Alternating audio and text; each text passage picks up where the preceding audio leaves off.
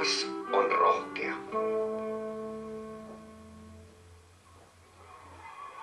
Tämä tässä on Mikko Mallikas.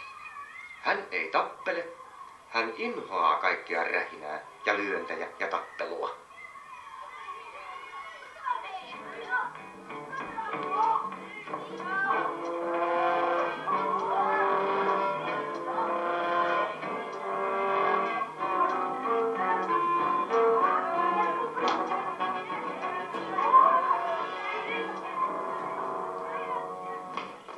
Ulkona kadulla lapset joutuvat välillä riitoihin ja tappelevat. Mutta ei Mikko. Hän lähtee pois. Raukkis. Toiset kai luulevat, että hän on raukkis, mutta kumminkaan Mikko ei tahdo tapella. Leikkikoulussakin on aina välillä nahinaa, eikä sieltä voi lähteä tiehensä noin vain. Mutta Mikko on keksinyt oman konstin. Hän teeskentelee antautumista. Heti paikalla. Tappelu loppuu siihen, eikä hänen tarvitse lyödä. Siksi hän antautuu. Tällä lailla.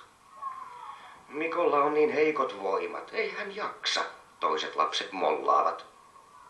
Ja hyvä niin.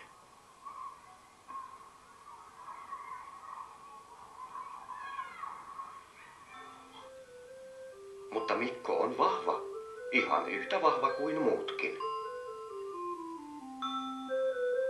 Hän jaksaa raahata raskaita ruokakasseja kaupasta.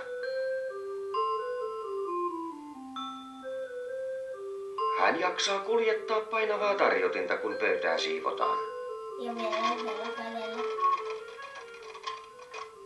Paksuja oksiakin hän katkoo, suitsait.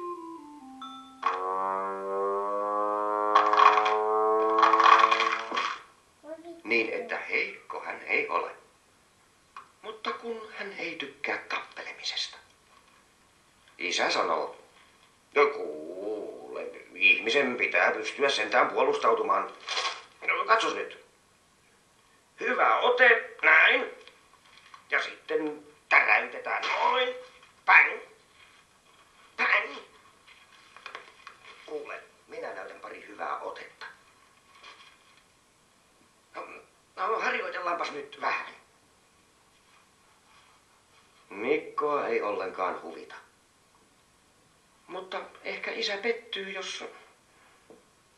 Ja niin Mikko harjoittelee silti paria hyvää otetta hetken aikaa.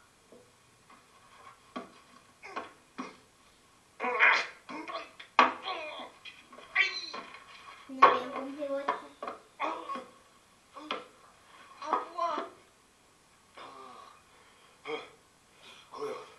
Hyvä poika, hyvä.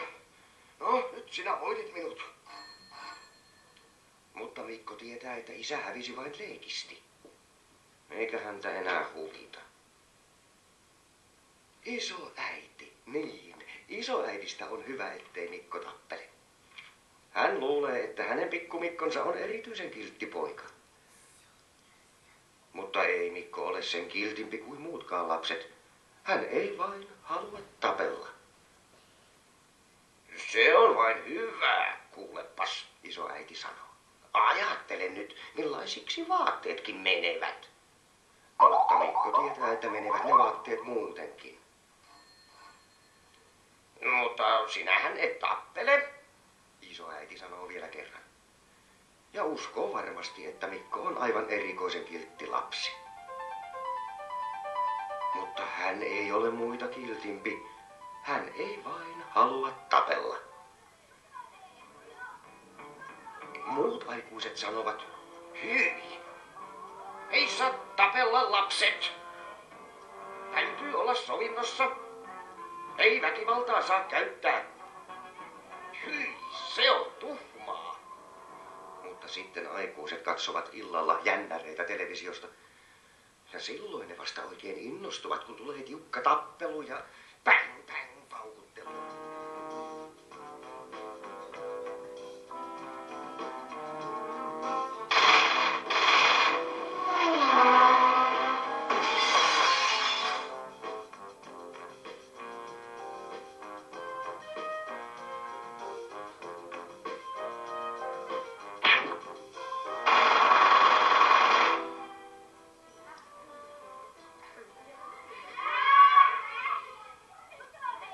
yhtenä päivänä sitten leikkikouluun tulee 3 uutta lasta. Heti aamusta he alkavat rähjätä. Huutavat ja tönivät ja haastavat riitaa.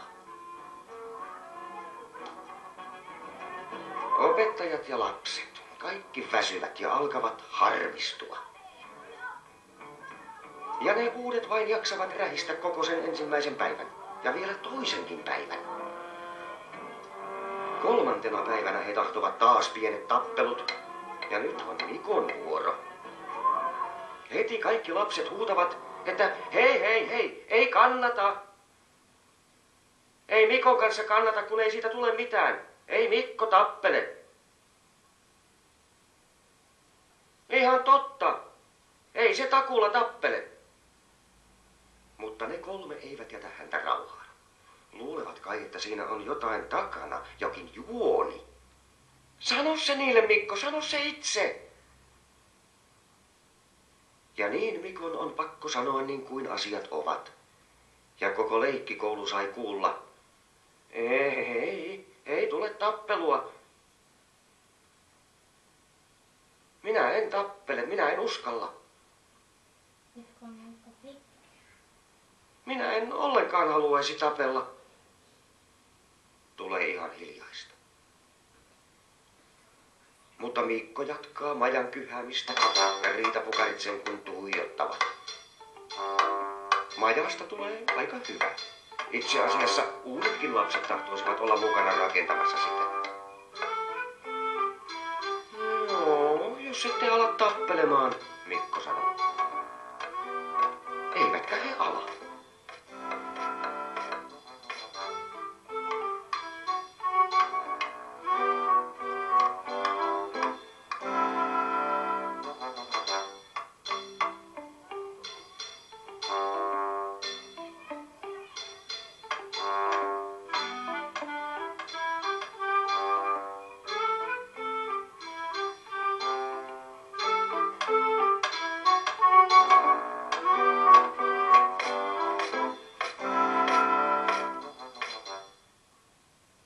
Sitten sattui niin, että vessassa Mikko kuuli salaa, kun 2 poikaa jutteli. Kuule, se toinen sanoi. Se kaveri, se joka... Ai, Mikko vai? Joo, Mikko. Se on aika rohkea. Ajattele, että joku uskaltaa sanoa sillä lailla, että ei uskalla tapella. Ja toinen on samaa mieltä. Joo, se oli rohkeasti sanottu. Sinä iltana Mikko kysyy kotona isältä, että isä, tappelitko sinä paljon kun olit pieni? No joo, en. Isä mutisee. Ei kun sano nyt, tappelitko? Ja niin, että tappelinko? Niin, tappelitko? No en kai. Niin, no. Enhän minä. No niin, no en. Niin, no itse asiassa minä pelkäsin kai aika tavalla niin, että mieluummin en tapellut ollenkaan. Ja silloin Mikko saa lohduttaa isää.